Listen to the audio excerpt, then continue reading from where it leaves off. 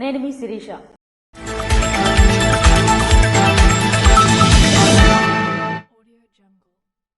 శ్రీకాకుళం జిల్లా కేంద్రంలోని RTC complex ను జిల్లా కలెక్టర్ స్వప్నిల్ దినకర్ శనివారం పరిశీలించారు. జిల్లా కేంద్రంలో గల ఆర్టీసీ కాంప్లెక్స్ లో మౌలిక సదుపాయాలు మరింత మెరుగుపరచాలని జిల్లా కలెక్టర్ స్వప్నిల్ దినకర్ ఆర్టీసీ అధికారులను ఆదేశించారు. శనివారం ఆర్టీసీ కాంప్లెక్స్ ను ఆయన ఆకస్మికంగా సందర్శించారు. ఈ సందర్భంగా ఆయన కాంప్లెక్స్ లో మరుగుదొడ్లు, తాగునీరు, పరిసరాల పరిశుభ్రత తదితర అంశాలను పరిశీలించి ఆర్టీసీ అధికారులకు పలు సూచనలు జారీ చేశారు. ప్రయాణికుల సౌకర్యార్థం మరికొన్ని చోట్ల తాగునీటి సదుపాయాన్ని కల్పించాలని ఆదేశించారు. ఆర్టీసీ బస్సులు ప్రయాణికులకు బస్సుల సమయపాలనను తెలియజేసే సమాచార పట్టికలను పరిశీలించారు. ప్రయాణికులతో బస్ స్టేషన్లో గల సౌకర్యాలను గూర్చి అడిగి తెలుసుకున్నారు. అనంతరం ఆర్టీసీ అధికారులతో జిల్లా కలెక్టర్ సమావేశం నిర్వహించి పలు సూచనలు చేశారు. జిల్లా ప్రజా రవాణా అధికారి ఆకాశపు విజయ్ కుమార్, 1-2వ డిపో మేనేజర్లు అమరసింహుడు, శర్మ, సూపర్వైజర్లు, యూనియన్ ప్రతినిధులు తదితరులు పాల్గొన్నారు. జర్మనీ దేశంలో నిర్వహించిన మహానాడు కార్యక్రమానికి పలాస ఎమ్మెల్యే గౌతు శిరీష ముఖ్య అతిథిగా హాజరయ్యారు. అన్నా ఎన్టీఆర్ విగ్రహానికి పూలమాలలు వేసి దీపాలు వెలిగించి మహానాడు వేడుకలు జర్మనీ దేశంలో ఘనంగా మొదలయ్యాయి. ఆంధ్రప్రదేశ్ తెలుగుదేశం పార్టీ అధ్యక్షులు పల్లా శ్రీనివాసరావు అభినందనలు మరియు ముఖ్యమంత్రి నారా చంద్రబాబు నాయుడు సందేశం వినిపించారు. తీర్మానాల్లో భాగంగా పహల్గామా అమరవీరులకు నివాళులర్పించి చంద్రబాబు P4 మీద ఆంధ్ర రాష్ట్రానికి చేయూత, కూటమి విజయంపై హర్షం, జర్మనీ మరియు చుట్టుపక్కల దేశాల్లో నివసిస్తున్న తెలుగువారికి ఆపద సమయంలో అందుబాటులో ఉంటామని తీర్మానాలు ప్రవేశపెట్టారు. ముఖ్య అతిథులుగా పలాస శాసనసభ్యురాలు గౌతు శిరీష మాట్లాడుతూ ప్రవాస భారతీయుల స్ఫూర్తి సుమారు 12 లక్షల మంది ఎన్నికల సమయంలో స్వదేశానికి వచ్చి ఆంధ్ర రాష్ట్రాల్లో పార్టీకి ప్రచారం చేసి రాష్ట్ర పునర్నిర్మాణానికి కంకణం కట్టిన వారికి అభినందనలు తెలియజేశారు. గుంటూరు ఏఎంసీ పూర్వ చైర్మన్ మన్నపు సుబ్బారావు ఎన్టీఆర్ నేపథ్యం, చంద్రన్న దూరదృష్టి, లోకేష్ యువ నాయకత్వం మీద మాట్లాడారు. ఈ కార్యక్రమంలో పవన్ కుర్రా, శ్రీకాంత్ కుదుటపూడి, కోనేరి నరేష్, వంశీ దాసరి, తిట్టు మద్దిపట్ల, సుమంత్ కొర్రపాటి, వెంకట కంద్ర తదితరులు పాల్గొన్నారు. జిల్లాలోని ప్రతి గ్రామాన్ని ఆర్థికంగా బలోపేతం చేయడానికి ప్రణాళికాబద్ధంగా ముందుకు సాగాలని జిల్లా కలెక్టర్ స్వప్నిల్ దినకర్ అధికారులను ఆదేశించారు. జిల్లాలోని ప్రతి గ్రామాన్ని ఆర్థికంగా బలోపేతం చేయడానికి ప్రణాళికాబద్ధంగా ముందుకు సాగాలని జిల్లా కలెక్టర్ స్వప్నిల్ దినకర్ అధికారులను ఆదేశించారు. శనివారం కలెక్టర్ కార్యాలయంలో జరిగిన ప్రైమరీ సెక్టార్పై సమీక్షా సమావేశంలో వివిధ శాఖల అధికారులకు దిశానిర్దేశం చేశారు. వ్యవసాయం, ఉద్యావన, సెరికల్చర్, వంశధార, ఏపీఎంఐడిసి వంటి కీలక శాఖల అధికారులతో కలెక్టర్ పవర్ పాయింట్ ప్రెజెంటేషన్ ద్వారా పలు అంశాలపై సమగ్రంగా చర్చించారు. గ్రామాల సామాజిక, ఆర్థిక పరిస్థితులను, వనరులను గుర్తించి వాటిని సద్వినియోగం చేసుకునేందుకు కార్యాచరణ ప్రణాళికలు రూపొందించాలని సూచించారు. తొలుత ప్రతి మండలంలో గల గ్రామాన్ని పైలట్ ప్రాజెక్టుగా ఎంపిక చేసి ప్రకృతి వ్యవసాయాన్ని ప్రారంభించాలని లక్ష్యంగా నిర్దేశించారు. వ్యవసాయం, ఉద్యానం, పాడి పరిశ్రమ, మత్స్య, పౌల్ట్రీ, పట్టు పరిశ్రమ, సూక్ష్మ, చిన్న, మధ్య తరహా పరిశ్రమలు, స్వయం సహాయక సంఘాలు, బ్యాంకుల భాగస్వామ్యంతో గ్రామాల్లో సమగ్ర ఆర్థిక పరిపుష్టి సాధించడం ముఖ్యమని కలెక్టర్ స్పష్టం చేశారు. ఈ సమావేశంలో సిపిఓ లక్ష్మీ ప్రసన్న, వ్యవసాయ శాఖ జిల్లా అధికారి త్రినాథస్వామి, ఉద్యానవన శాఖ ఏడీ ప్రసాదరావు, ఏపీఎంఐపీ డిడి శ్రీనివాసరావు, ఇతర అధికారులు తదితరులు పాల్గొన్నారు. గృహ నిర్మాణ సంస్థ జనరల్ మేనేజర్ పి వెంకటరమణ శనివారం జిల్లాలోని విస్తృత పర్యటన చేపట్టారు. ఆంధ్రప్రదేశ్ గృహ నిర్మాణ సంస్థ జనరల్ మేనేజర్ పి వెంకటరమణ శనివారం శ్రీకాకుళం జిల్లాలో విస్తృత పర్యటన చేపట్టారు. గృహ నిర్మాణాల పురోగతి, నాణ్యత స్వయంగా పర్యవేక్షించి లబ్ధిదారులు ఎదుర్కొంటున్న సమస్యలపై ఆయన దృష్టి సారించారు. శ్రీకాకుళం అర్బన్ పరిధిలోని పెద్దపాడు, రాగోలు లేఅవుట్లను, అలాగే ఆమ్దలవలస అర్బన్లో గల గాజుల కొల్లివలస లేఅవుట్లను వెంకటరమణ సందర్శించారు. ప్రతి లేఅవుట్లోనూ మౌలిక వసతుల స్థితి, నిర్మాణాల నాణ్యతను నిశితంగా పరిశీలించారు. లబ్ధిదారులతో నేరుగా మాట్లాడి వారి అభిప్రాయాలను, సమస్యలను తెలుసుకున్నారు. అనంతరం ఆయా మండలాల్లో లబ్ధిదారులతో సమావేశమై ప్రభుత్వం ఇటీవల ప్రకటించిన అదనపు ఆర్థిక సహాయం అంశంపై పూర్తి వివరాలను వివరించారు. లబ్ధిదారులకు తమ నిర్మాణాలపై ఏమైనా సమస్యలు ఎదురైతే తక్షణమే అధికారులు స్పందించి పరిష్కరించాలని ఆయన ఆదేశించారు. జిల్లాలో గృహ నిర్మాణాల కార్యక్రమాల పురోగతిపై సమగ్ర నివేదికలను ఆయన పరిశీలించారు. ప్రతి లేఅవుట్కు సంబంధించిన పనుల ప్రగతి నివేదికలను సమీక్షించి ఇప్పటికీ ప్రారంభించని మంజూరైన ఇళ్లను రద్దు చేస్తామని హెచ్చరించారు. నిర్మాణం వేగం, నాణ్యతపై స్పష్టమైన ఆదేశాలు. అంతేకాకుండా ఆయన నర్సనపేట మండలంలోని లేఅవుట్లను కూడా సందర్శించి అక్కడ నిర్మాణ పనుల పురోగతిని సమీక్షించారు. ఈ కార్యక్రమంలో గృహ నిర్మాణాల సంస్థ జిల్లా అధికారి బి నాగేష్, ఎగ్జిక్యూటివ్ ఇంజనీర్లు, డిప్యూటీ ఎగ్జిక్యూటివ్ ఇంజనీర్లు, సహాయ ఇంజనీర్లు తదితరులు పాల్గొన్నారు.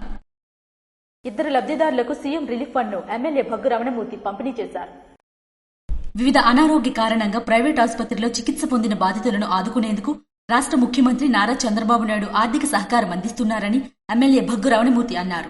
నర్సనపేట నియోజకవర్గం కత్తిరవానిపేట క్యాంపు కార్యాలయంలో ఆదివారం ముఖ్యమంత్రి సహాయ నిధి కింద లబ్ధిదారులకు 1,38,100 చెక్కులను 2 లబ్ధిదారులకు ఎమ్మెల్యే చేతుల మీదుగా పంపిణీ చేశారు. ఈ కార్యక్రమంలో నియోజకవర్గ సమన్వయకర్త భగ్గు అర్చన మరియు లింగాలవలస సర్పంచ్ దొంగ స్వామిబాబు మరియు ముఖ్య నాయకులు, కార్యకర్తలు తదితరులు పాల్గొన్నారు.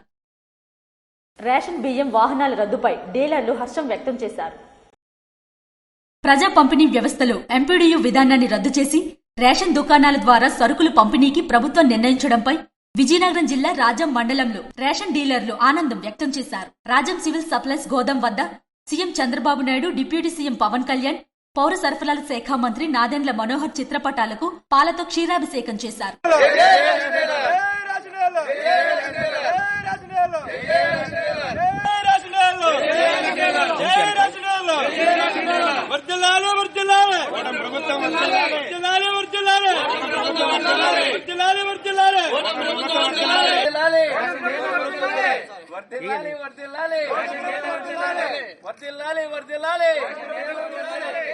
నాటి వైసీపీ ప్రభుత్వం డీలర్లు పొట్టకొడితే కూటమి ప్రభుత్వం ఆదుకుందన్నారు. ఇక ప్రజలు పనులు మానుకొని రేషన్ వాహనం కోసం ఎదురు చూడాల్సిన అవసరం లేదని, నెలలో 15వ తారీఖులోగా లబ్ధిదారులు ఎప్పుడు వచ్చినా సరుకులు ఇస్తామని రేషన్ డీలర్లు తెలిపారు.